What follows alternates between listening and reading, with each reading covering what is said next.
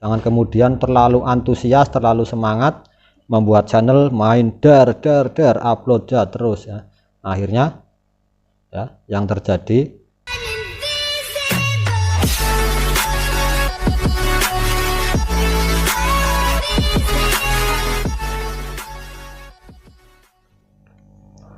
Assalamualaikum warahmatullahi wabarakatuh. Kembali lagi dengan channel kami, Bengkel Ide Kreatif, solusi tepat mencari ide-ide kreatif. Baik, untuk kali ini saya akan mencoba menjelaskan tentang bagaimana caranya agar apa yang kita lakukan untuk membangun channel bisa berhasil. Karena ada beberapa faktor penyebab channel itu tidak berhasil.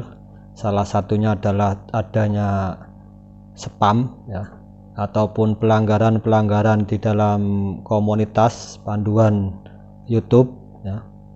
Ini yang perlu dihindari, dan tentunya teman-teman semuanya menganggap hal ini adalah hal sepele ya.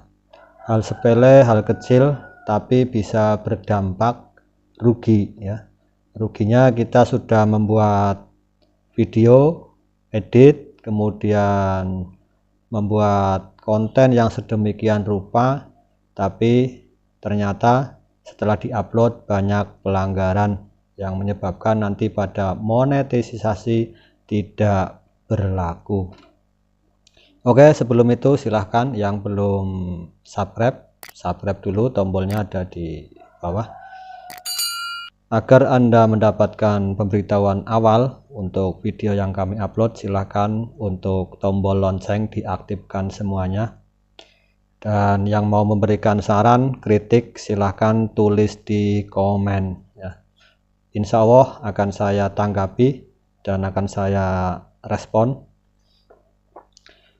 Baik, untuk masalah membangun channel ya, tentunya kita harus belajar sedikit demi sedikit, tidak bisa langsung untuk belajar sekaligus ya. Dari mulai membuat video, membuat judul, membuat deskripsi, membuat tag ya.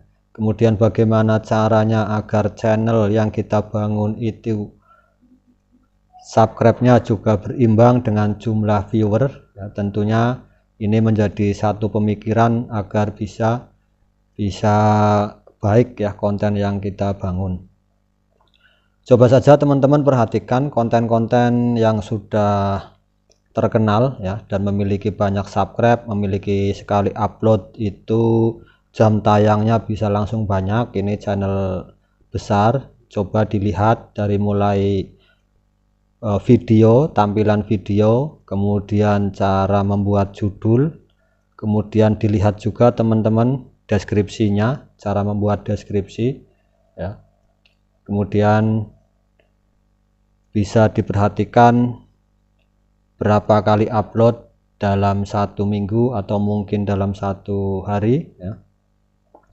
Ini teman-teman bisa belajar dari channel-channel yang sudah besar, seperti saya juga sedang belajar, dan apa yang saya sampaikan ini itu sesuai dengan pengalaman yang saya dapatkan ketika saya melakukan sendiri ya. Dan sekarang sudah banyak grup-grup untuk meminta saling membantu ya. Namanya itu biasanya kerennya itu sub for sub ya. Sub for sub juga diperlukan, juga ada mendapatkan keuntungan juga mendapatkan kerugian ya.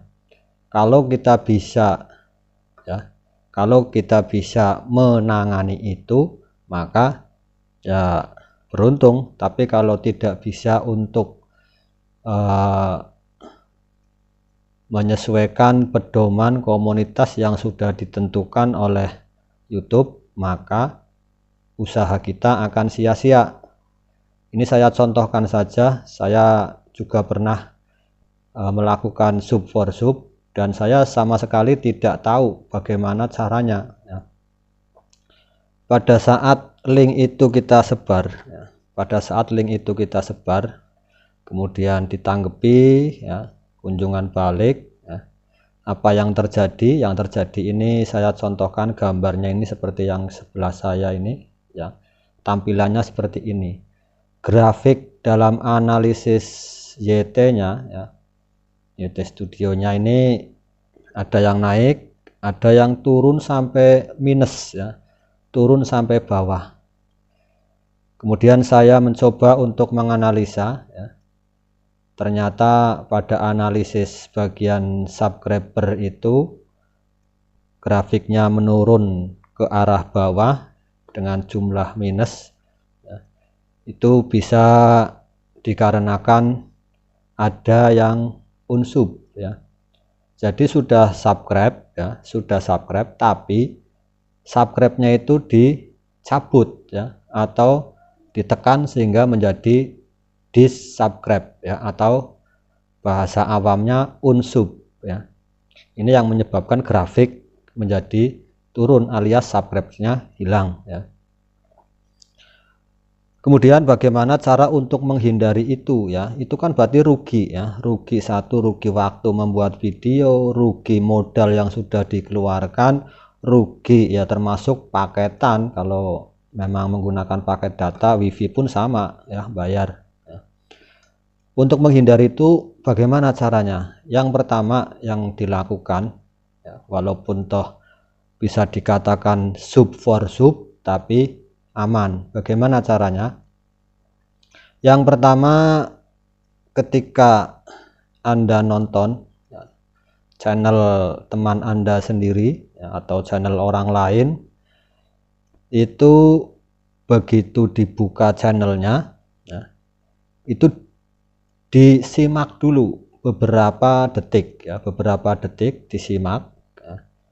Ternyata pada konten itu ya secara rasional saja ketika klik konten kemudian langsung subscribe kemudian langsung like, dari mana Anda tahu bahwa konten itu bagus atau tidak ya? Ini analisanya seperti itu ya. Makanya untuk hindari spam ya, buka dulu channelnya ya, atau video konten dari teman ataupun orang lain, dilihat dulu ya, dilihat beberapa detik ya.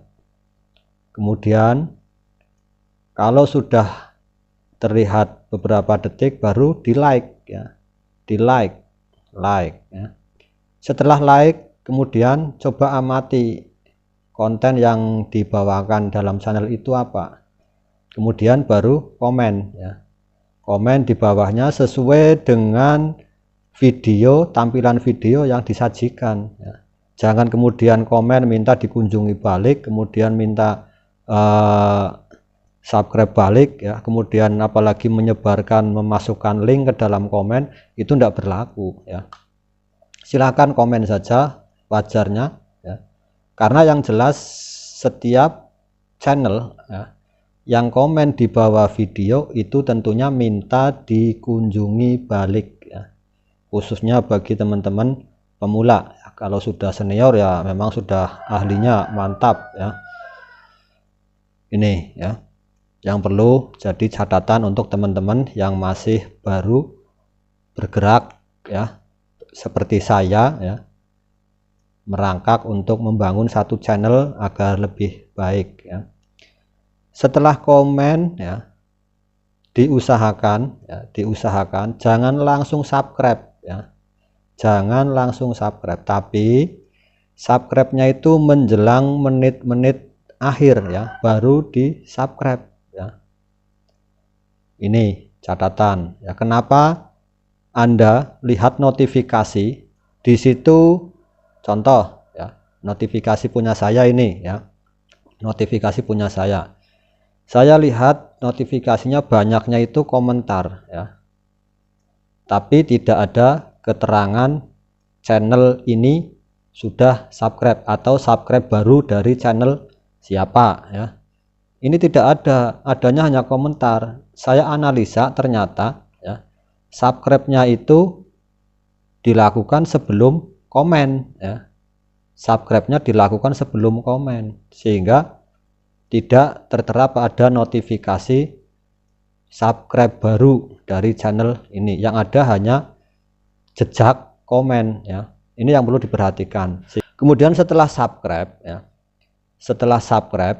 teman-teman bisa menjalin kerjasama dengan cara mengklik lonceng semuanya ya. Sebab apa? Nanti ketika pada saat lonceng diklik semuanya, maka Andalah orang yang pertama kali mendapat pemberitahuan upload video baru dari teman-teman ya.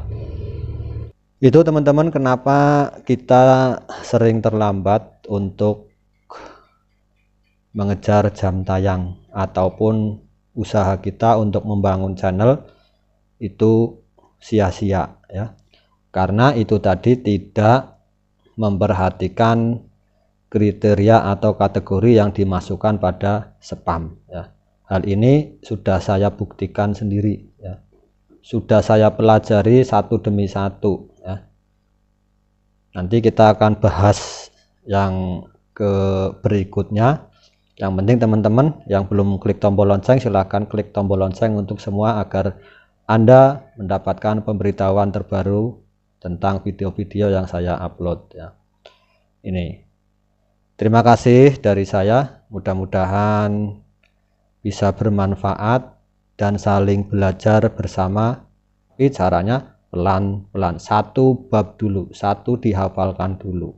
Itu tadi tentang mengubah channel ya, membuat satu tampilan di banner yang cantik ya, kemudian tata caranya bagaimana itu juga perlu dipelajari, tapi pelan-pelan ya, satu demi satu. Jangan kemudian terlalu antusias, terlalu semangat membuat channel, main dar upload ya terus ya, akhirnya ya yang terjadi justru malah kacau ya.